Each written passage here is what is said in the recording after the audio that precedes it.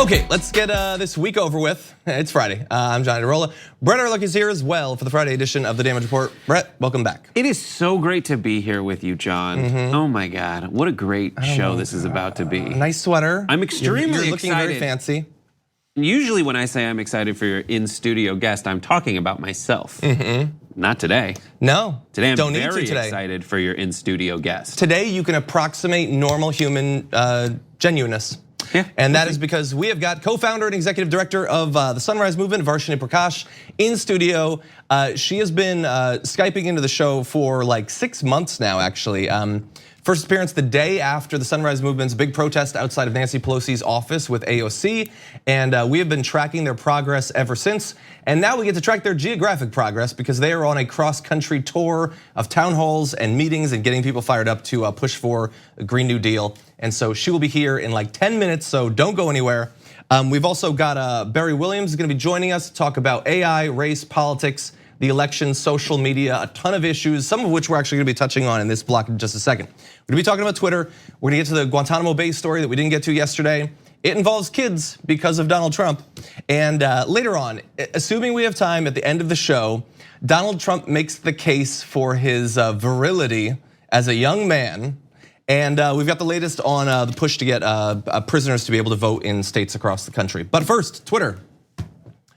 Twitter actually has fairly sophisticated tools for sort of combing through all of the many tweets that are going out there and getting rid of certain types of content. They've been able to do that in some areas, but notably not in other areas. They have opted out of policing certain types of speech that could lead to crimes, to violence and things like that. And now we know a little bit more about why. So there was a question at a meeting, and one of the employees there spoke with Motherboard later on, asking why, if they can use algorithms that they've developed to get rid of ISIS-related or other sort of extremist terrorist-related content, why can't they do that with clear white supremacist content? And the AI-focused employee said one concern with a white supremacist algorithm was that it would inadvertently flag the accounts of some Republican politicians, potentially causing a backlash. That seems to me like more of an issue with the politicians than with the algorithm. This is a not even that tacit admission that white supremacy has been so embraced and bolstered by the Republican Party apparatus that when engineers whose job it is to just break down what's going on in the world, because that's their job. Their job is to look at things that are kind of fuzzy and find ways to specifically set them into one group or another. They are saying the problem is that the GOP is indistinguishable from white supremacists. Or at least some in it. Right, exactly. Like their rhetoric, their talking points, all of that, some of their speeches, we can't necessarily differentiate that in a reliable way. Right, and rhetorically speaking, I mean, that goes all the way through to things like white privilege and how people who enjoy the legacy of white supremacy on which the American economy was originally built through slavery, it is hard to get people to admit that white supremacy is part of the American identity. And is it gonna take the Twitter engineers to say, listen, I can show you our algorithm and here is where it gets tripped up. But what do you think? Wouldn't you love to see that algorithm? I would love to, I'd love to see it anyway. There's a bunch of reasons why I would love to see it, just because the way it seems to work is in a way, most algorithms seem to work in a way that they just release a bunch of AI onto their previously put together AI. And it's a bunch of patches on patches on patches rather than like, here, we're gonna take this section out and put that section in. I really would wonder. And I guess there could be some concern that there's edge cases, I guess, but my overall reaction to this is, like, as there's this explosion of extremist groups over the past couple of years. It got revved up as soon as Obama was sworn in, total coincidence. And then since Donald Trump, there's more and more of these white nationalist, white identitarian, white supremacist extremist groups. Obviously, they've been responsible for horrific acts of mass violence and terrorism, including very recently. And it's easy to get disheartened when you see things like this, where Twitter is so worried about looking biased that they will do nothing even at the risk of more violence coming as a result of the spreading of these talking points, and we'll get to that in just a second, but there really is nobody coming to protect us. None of this, like the huge innovators in Silicon Valley and big data and all that, hypothetically, it could be put to the use of bettering society, or at least lowering the risk of some of the worst sorts of extremists, but they're just not gonna do it. They're just not that sort of people. They are not the leftists that conservatives have tried to portray them for the past decade or two. No, they're businesses. Yeah. They're absolutely businesses. And it's interesting, like, you've got people like Facebook, Twitter, they're competing with each other, but they're not the same. In the past, you had like CBS, NBC, ABC, they're all the same, but they're all different things on the same platform. The thing about Twitter is right now, in terms of overall discourse, they are the center of it. You wanna say Facebook, maybe YouTube? No, it's Twitter, because the entire American political conversation is this crazy outcropping of Trump tweets, period. And essentially, I understand why there would be pushback from a business standpoint from Twitter to be like, listen, you have a white supremacist president who is feeding what, if you look at all the other ones in terms of revenue, Facebook does way better. Google owned properties do way better. Twitter has like a people use us, so we should be valuable right approach. We're hypothetically valuable. But yes, exactly. We have eyeballs. And if they were to get rid of that one thing, they would be cannibalizing their own business. Yeah, they should still do it though. But they've also I think that it drives a lot of people off the platform. It drives, yeah, but it's hard to identify people that you don't have. You know, and it's easy to say we have those people. Why would we get rid of those people? I think the people who back off Twitter because they're just saying like they're more likely to back off Twitter and Facebook and Snapchat and all of those things and Instagram. Maybe not Instagram, but they're likely to back off all of those, and just getting rid of white supremacists wouldn't necessarily bring them back to Twitter, but getting rid of white supremacists would get white supremacists off of Twitter, and they don't want to do that. Yeah, evidently. Okay, let's move on to a related issue. We only have a few minutes, but I want to make sure that we get to this. Do you remember just a few weeks ago when Donald Trump put up a video that appeared to be linking a newly sworn in congresswoman to the terrorist attacks of 9/11, implying that I guess she had some sort of culpability or responsibility there, and we shall never forget. Let's take a look at this. I'm not gonna play the video. We didn't then, we're not gonna now, but here's a picture of the tweet. There was a screenshot too, for some reason not there. Anyway, so it had a video of Ilhan Omar, and immediately after that was posted, there was a spike in the death threats that she and her office were facing.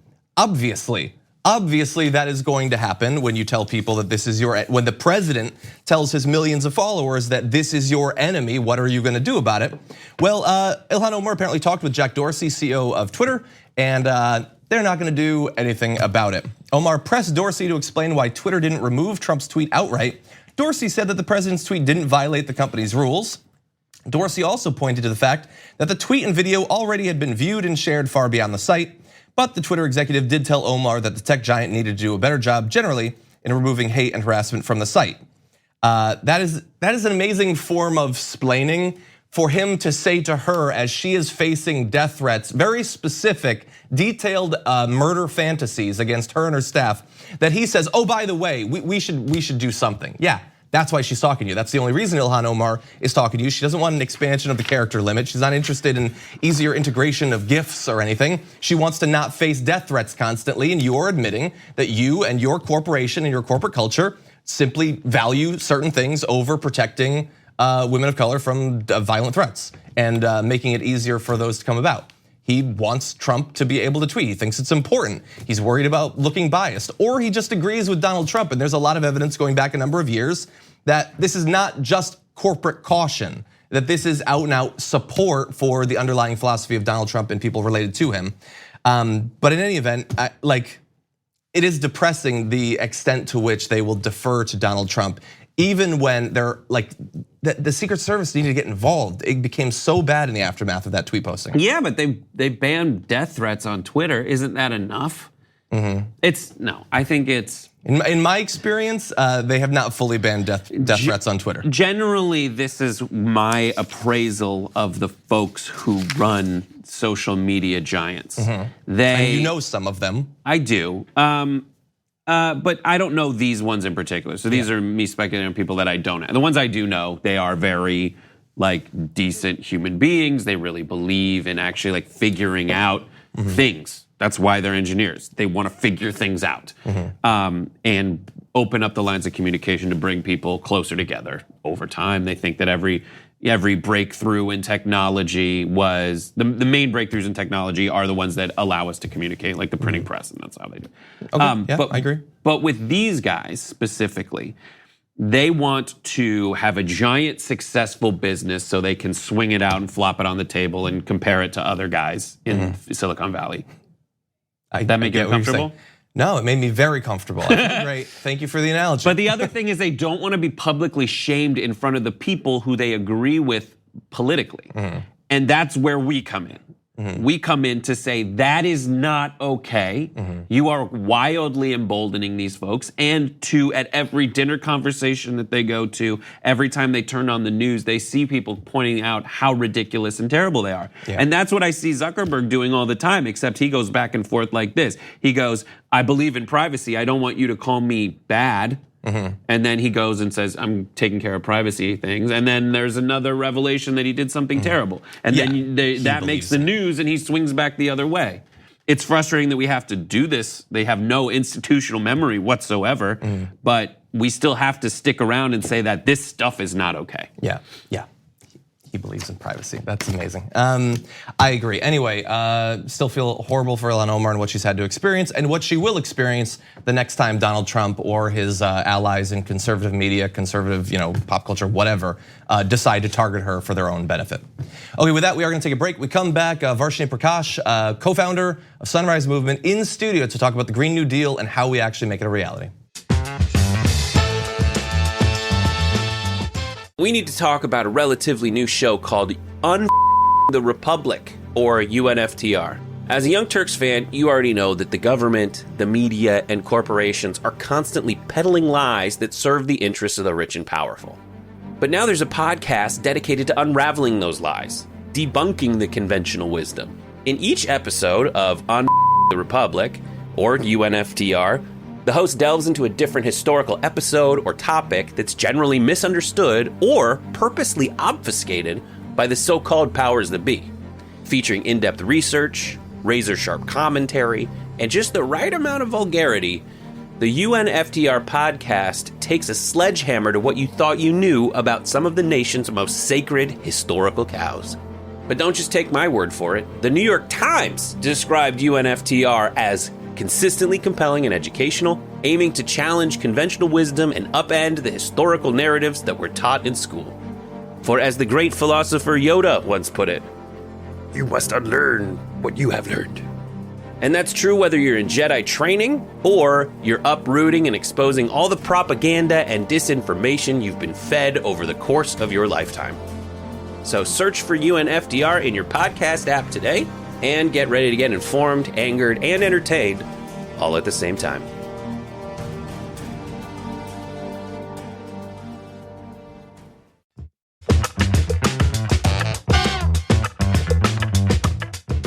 And now I am very excited to welcome to the studio for the first time ever in studio, the co-founder and executive director of Sunrise Movement, Varshini Prakash. Welcome to the studio. Thank you for having me. I'm glad we don't have to stare at each other through a computer screen now. Exactly, with some weird lag and weird white balance and everything. You're actually here. So you've joined the show a bunch of times over the past about 6 months. Yeah, thanks for having me. Ever since you guys really just, you threw like a brick through the window of the establishment when you guys sat outside of Nancy Pelosi's office. And so talk to me about that. Like when you guys decided to pull the trigger and actually do it, getting it together, getting AOC and a few other politicians involved in it, what was that like? Yeah, it all came together so quickly. Like we had basically in the months preceding, we were like, we have a situation where we know the House might that the Democrats might win back the House. And we knew, based off of previous experience, that there was no chance that they were going to actually prioritize climate change.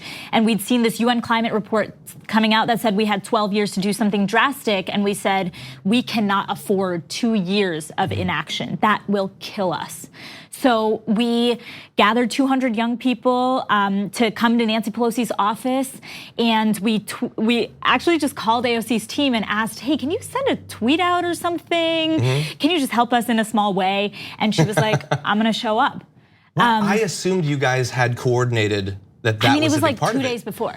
It was like one day before that we asked her. She came. Wow. She that was came a good call. Yes, I agree. Shout outs to our political director for doing that. But literally, it was the night before she had heard of a group of kids sleeping out at a bunch of churches around the DC area, getting ready and trained for this action. And she came and spoke, and that was the most electric thing. I started crying when she showed up, because I think we're just not used to seeing politicians who go into the halls of power specifically with the purpose of representing everyday people. Yeah, and there were a couple of other good speeches there as well, including some very young, I think there was like a 12 or 13-year-old protester. There was who a 7-year-old? Beautiful. Yeah, it was just, it was amazing to see that. So first of all, how long had Sunrise been around before that protest? So we launched in the summer of 2017. Summer of 2017. Yeah. Okay, so talk to me, the period from launch to the protest, and the period after it, in terms of being able to get senators on the phone, to organize town halls and things like that. Night Is and everything? day. Yeah. Night and day, yeah. We were doing things. We were doing things definitely for the 2 years prior to. We were getting thousands of politicians to pledge to not take money from oil and gas executives, seeing the way that oil and gas money has just completely corrupted our political system and distorted science, distorted our ability to just progress on climate action. We had also run this pretty extensive youth electoral program where we were getting young people resourced and trained to go full time to get climate champions into office, to become leaders in our movement, and to hold our politicians' feet to the fire when they didn't push for the solutions that were commensurate to the scale of the problem. Yeah. So that was what we were doing. And then it was like a switch flipped on November 13th. There were 5,000 articles written about climate change within 48 hours of that action, which is, for someone who has been working on climate change, is just unbelievable.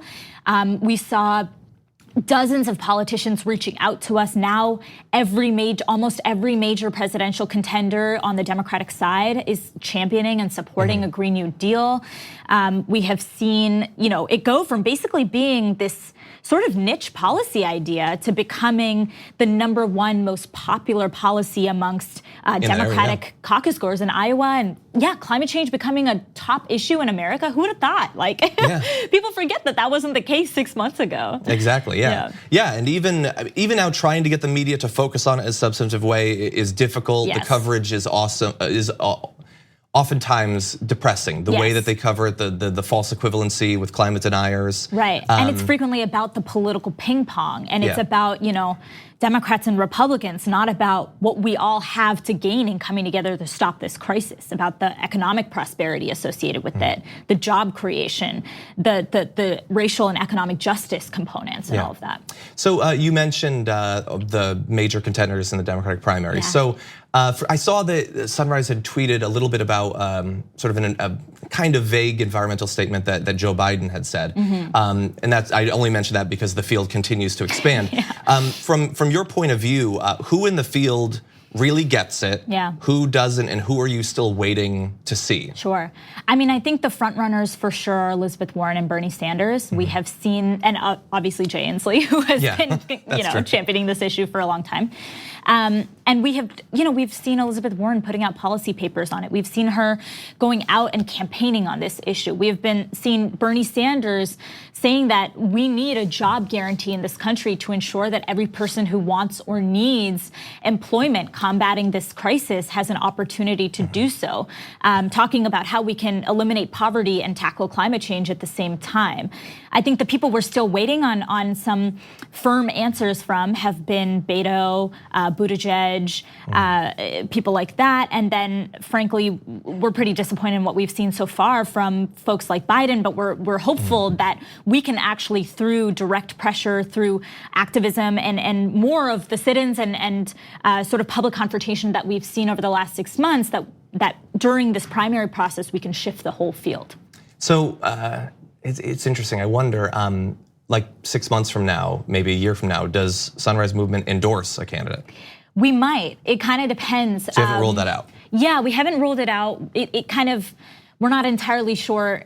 It's like 20 plus people might be part of this. And so it's kind of like the wild, wild west right now.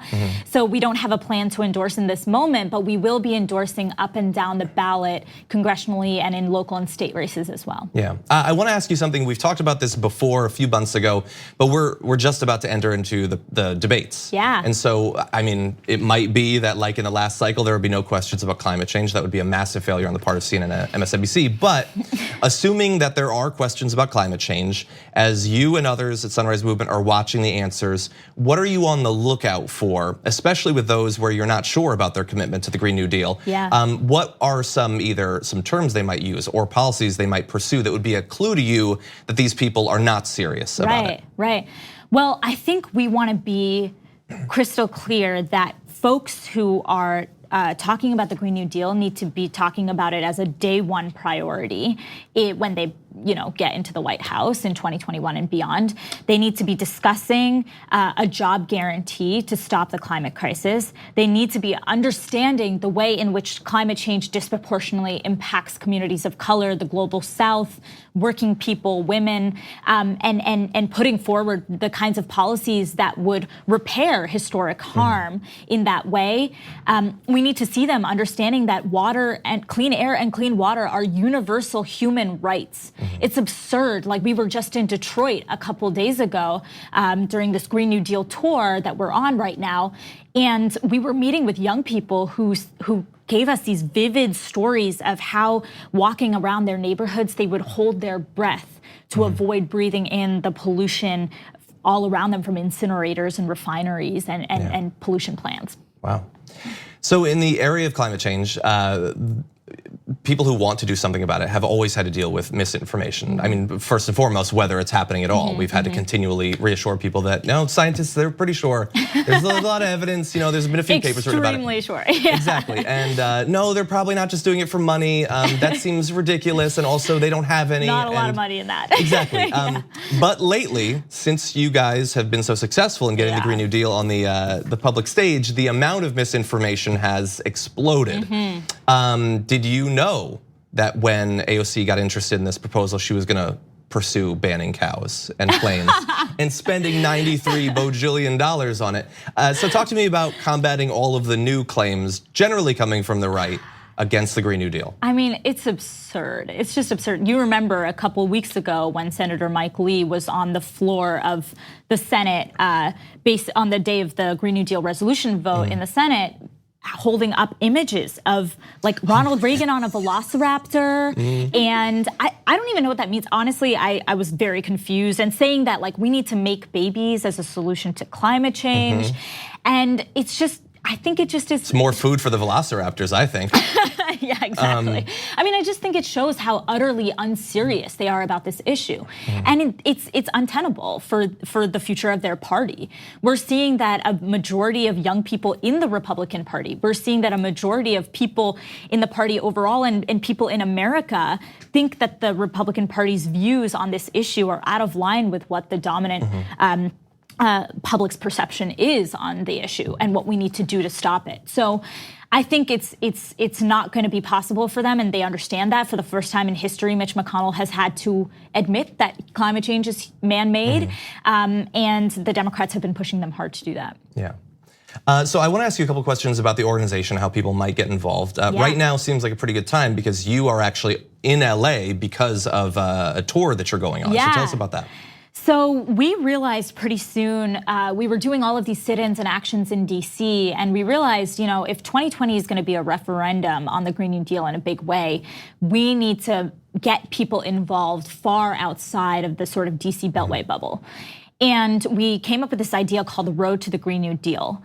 And me and a few of my friends are like jam-packed in a van. We packed our bags. We are going from Boston to Detroit to Iowa to LA, Chico and Paradise, California, to New Orleans, Kentucky, and DC, really bringing this campaign for a Green New Deal to hopefully tens of thousands of people who've never heard about it before or are just getting involved to start local campaigns. And it's not just the sort of flagship roadshow, it's also alongside it, we are encouraging people to plan their own Green New Deal town halls in their local communities. And so right now we have over 300 Green New Deal town halls that are taking place across America. A couple days ago, there was one in Santa Fe, New Mexico, organized by an 18-year-old woman who got Ben Lujan, the fourth most powerful Democrat in the House, to endorse the Green New Deal resolution. Wow. She got the Santa Fe mayor to agree to a citywide Green New Deal plan.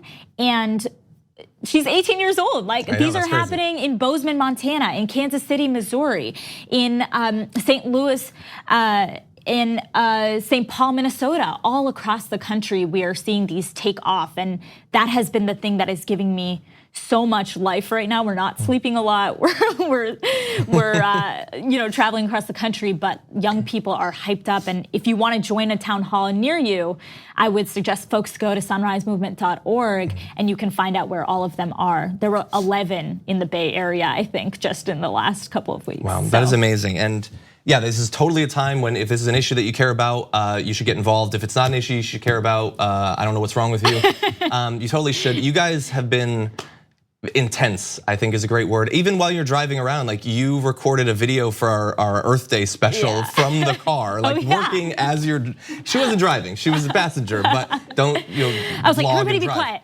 and poke your head out at this time, say hi. But look, as a person who, there's a lot of issues that I care about, but this is the most important one for me. It's why I risked being eaten by a polar bear to go to the Arctic and film a docuseries about this.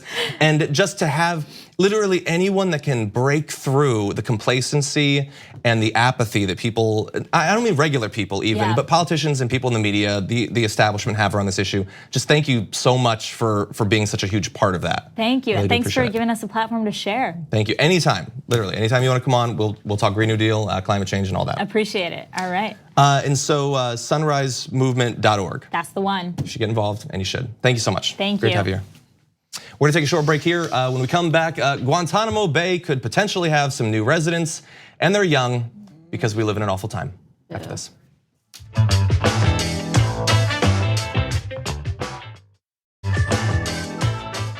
When it comes to immigration policy, pretty much everything that Donald Trump has thought of or given to him by Stephen Miller has been absolutely horrendous. But some of the plans that they haven't pursued are even worse than the ones that they have.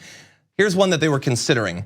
In one initiative examined earlier this year, Department of Homeland Security officials looked at housing migrant children at Guantanamo Bay, Cuba, which has a dormitory facility that has been used in the past to hold asylum seekers. The proposal to house migrant children from the southwest border there has not gained traction, perhaps because of the optics of housing young people adjacent to terrorism suspects. I normally don't include that sort of editorializing from the New York Times or anyone else, but I like that. But I think they're onto something. It's just so strange that they were like, okay, here's an idea. And then they were like, let's look into it. We got something that houses terrorism suspects and we should put kids next to that. But that makes the most sense to me if you're in the headspace of the president. Yes. Because the way the president has absolutely characterized these folks is they are a threat. To him, he's never really put them as, these are families trying to get away from terrible things. Yeah. To him, these are rapists, these are murderers. And you know who else is a rapist and murderer? The other people we have at Guantanamo Bay. So for me, if you're looking for consistency, you found it. The only inconsistent thing is that they didn't go through with it. Yeah. Because I was talking to someone about his plan for putting asylum seekers and just driving them to sanctuary cities. That for sanctuary cities, we did on the main show, Cenk was like, okay, fine. It's It's going to be weird. You're going to complain when they don't get back to, Mexicali or whatever the city, Cali Mex, on the border because it's so far from where you just dropped them off. And also, by definition, you're driving into a place where they say they're not going to comply with federal immigration laws. So. Right. So Yeah, that's your thing. exactly. But it is psychotic of him to, as he's characterized them as rapists and murderers, it's psychotic of him to put those rapists and murderers in and unleash them in sanctuary city. Obviously, they're not rapists or murderers, but he seems to think they are. He's like, this is his plan. Yeah, those two plans that they didn't pursue but might, I think, are perfect examples of maybe the two things that Donald Trump was elected to do. So sending the kids to Guantanamo Bay. Okay, hypothetically, you could have a new dormitory, and they've apparently awarded like $23 million to build a contingency mass migration complex, which is a super fancy alliterative way to say concentration camp. Yeah, it sounds like something on planet Earth. Exactly. Send them there. He didn't think of that because, hey, we've got room. It was brought up because, hey, that's horrendous. And we want to punish these people. We know that they set immigration policy to please their supporters and to scare people still in Latin America who might come here. Sending kids to a place that you house terrorists in is one way to theoretically scare them. So cruelty to outgroups is one way, and owning libs is the other thing that he was put in office to do. And sending rapists and murderers to sanctuary cities, which are traditionally considered to be democratic, does not solve our immigration problem. It doesn't make any logical sense, but it does own the libs, right? And so conservatives online get to see that and think, oh, you love these people so much, why don't you take them? And those sorts of ridiculous impulses towards cruelty and like vindictive behavior towards your political opponents, that is not a way to govern a country. It's not a way to solve any problems, but it does perfectly feed the monster that is Trump's base. He said that the Democrats have done nothing. So if the Democrats have done nothing and Trump's the only one who's done things and the immigration crisis has gotten worse, by that logic, Trump has only done things to make the immigration crisis worse. That's true. That is true. I don't think that they will get that message. But really fast, Senator Jeff Merkley took this very seriously, tweeted, the idea of incarcerating children at Guantanamo should send chills down the spine of anyone with a conscience. This is what happens when our president is so racist that he sees migrant children as an invasion and not vulnerable children to be protected. And that is 100% true. Okay, with that, we're gonna take a break. We come back, lots more to get to. See you on the other side.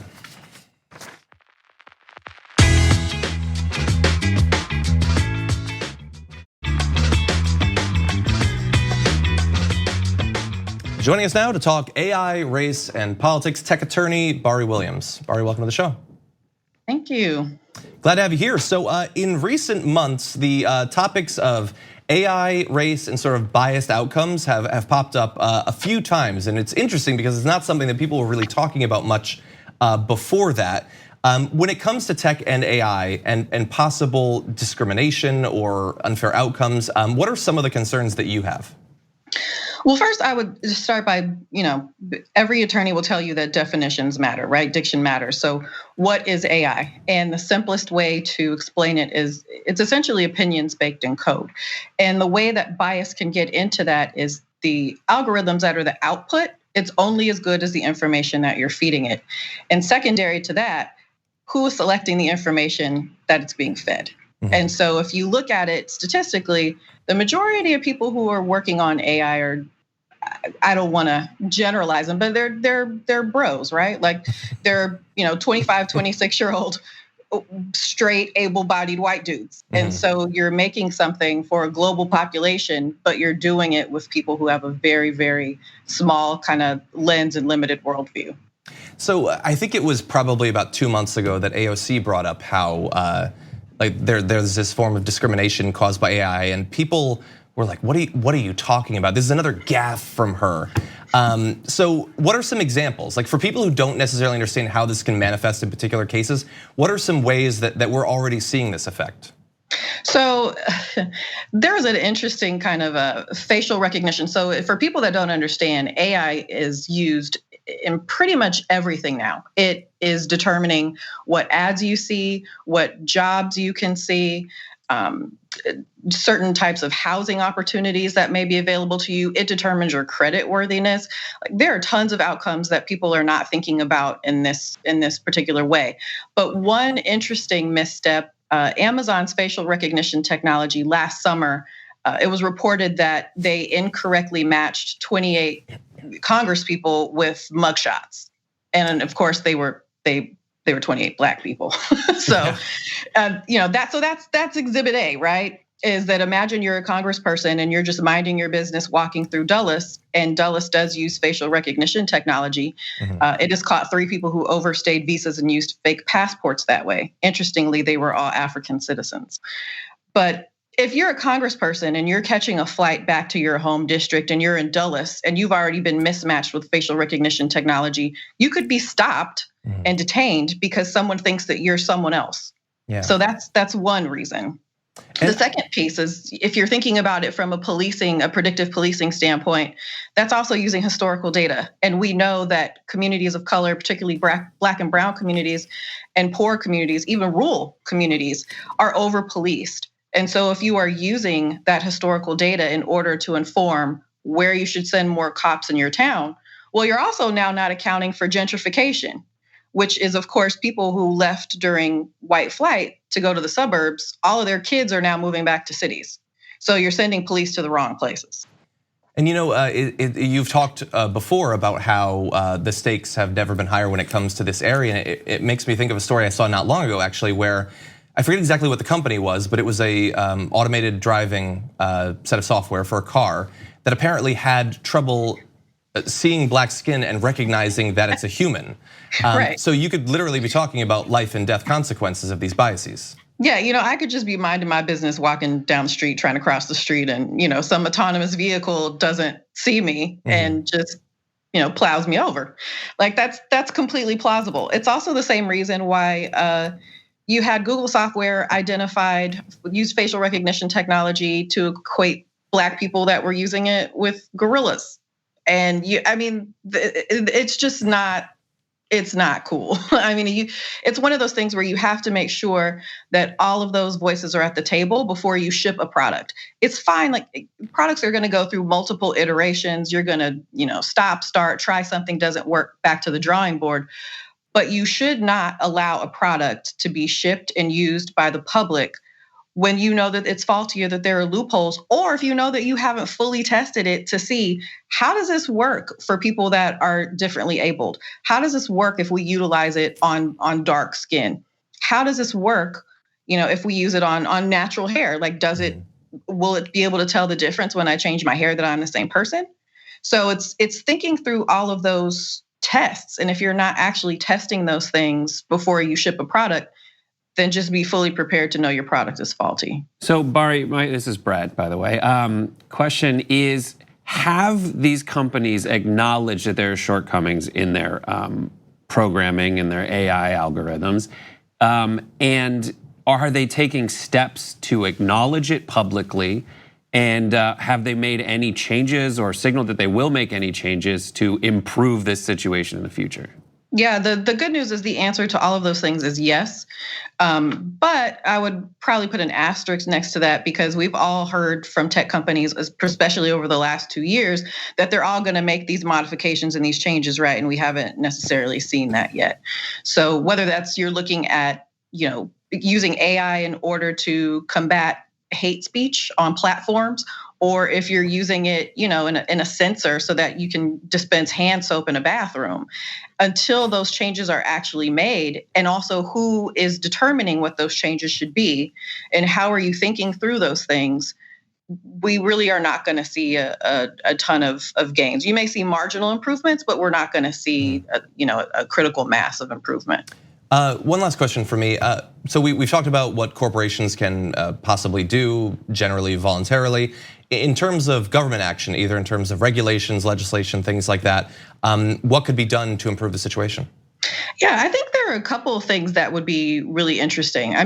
For one, if you just think about it from a facial recognition standpoint, imagine now that you're going to Dulles and you're easily recognizable, like that recognition plus all of the other data that other portals have about you, that Dulles sensor can tell whether you're married, single, broke, employed, everything else. And the problem is if that kind of information and that ability to identify you is then put into the wrong hands. Like we've already seen subversion of democracy, right? When tech is not legislated.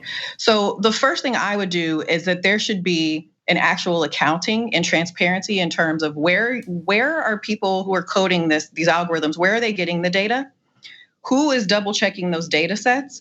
And have you beta tested and actually tested the product internally with different employee bases or groups? Now that's a whole different bag, because we know that tech companies have issues around diverse employment. Well, that's where you can use consultants. You can use people from marginalized communities. You can use people that are differently abled. You can use LGBTQ folks. All of these people should be seeing and testing a product before it is shipped. And that's step one. Step two is transparency in terms of where you're getting the data that you're feeding it and how you're vetting that data. Those are the main two things that people should really, really focus on. Well, those seem like very reasonable expectations, and perhaps with a change in government in the near future, we might see a little bit more discussion like that in Washington, D.C. Let's hope. Let's hope. Tech attorney Bari Williams, thank you for joining us on the Damage Report. Thank you. We're gonna take a short break here. When we come back, Donald Trump spoke to some cameras, and so hold on to your butts.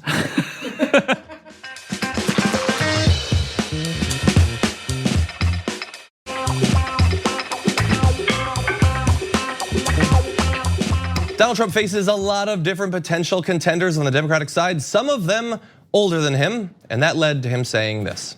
Well, I think that I just feel like a young man. I'm so young. I can't believe it. I'm the youngest person. I am a young, vibrant man. I look at Joe. I don't know about him. I don't know. I would never say anyone's too old, but I know they're all making me look very young, both in terms of age and I think in terms of energy. Did he thrust his pelvis when he said energy? In terms of energy. First of all, and it was like a really vibrant, tiny little turtle head. Anyway, so here's the issue. Yeah, this is that sort of news show. John Fridays. I want to apologize. The reason that I said that is that I hate him so much, and the reason I want to talk about this with you, by the way, is that you said yesterday that he's funny. So was funny. that funny? Craig, did you laugh? Did you laugh with him or did you laugh at him? Yeah. Thank you. Okay, now that is an instance where a Trump supporter would like that. I get it. He smiled. That signals that he's being human or whatever. Did you like that? Do you like what you've done? First of all, thank you for blaming the Trump presidency on me. I think my question is, what were all those people in line for? It looked like there were so many people behind him in line, and it looked like the kind of line you see for people trying to get on a tram, like to Disneyland from the parking lot. That's what I want to believe that all took place. His big thing against him was he's old. Trump, you're old. Trump is old. I do agree that Trump he's hot. I never thought of it till he pointed out, but Trump is super sexy. Oh my God. He's virile and sexy. This job is painful sometimes. So I want to attack Donald Trump. That's the subtitle of my biography. In this particular case, I want to, but I'm not gonna in particular ways. All I'm gonna say is, you didn't say anything after that. I know. You just paused. I don't want to say anything. Okay, I'm here. Just totally say fair. things, dude. Okay, talk. This guy who's young and vibrant, what is his main activity day after day? He lays in bed and watches Fox News. Like, if Fox News had existed when the chocolate factory was in existence, that's what those grandparents would have been doing. Laying around in a bed, watching Fox News. That's it. Prove me wrong. You don't know what they think about politics. He plays golf. And yeah, that's the laziest sport. It's the only sport other than NASCAR that you are allowed to just drive whenever you want. It's not like, hey, fly ball. Like, you don't get to do that. It's not like full court press. You don't get to do that except in golf. And he gets to do that. I don't know, I was ninth in Mission League in golf, so. When he thinks of fancy cuisine, he thinks of a pyramid of filet of fish. And he's the vibrant, physical one. Joe Biden, like, I don't make me defend Joe Biden, but Joe Biden. Joe Biden what? He's definitely more vibrant than Donald Trump.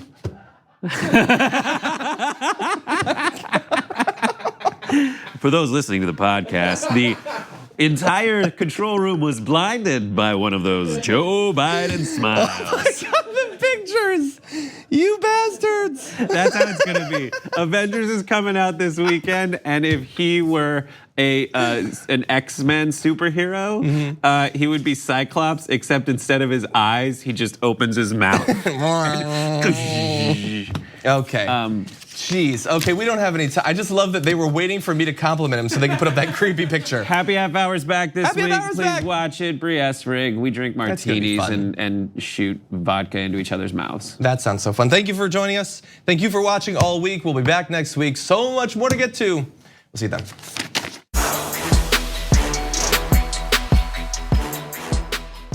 Thanks for listening to the full episode of The Damage Report. Support our work, listen ad-free, access members-only bonus content, and more by subscribing to Apple Podcasts at apple.co/TYT. I'm your host, John Adarola. I'll see you soon.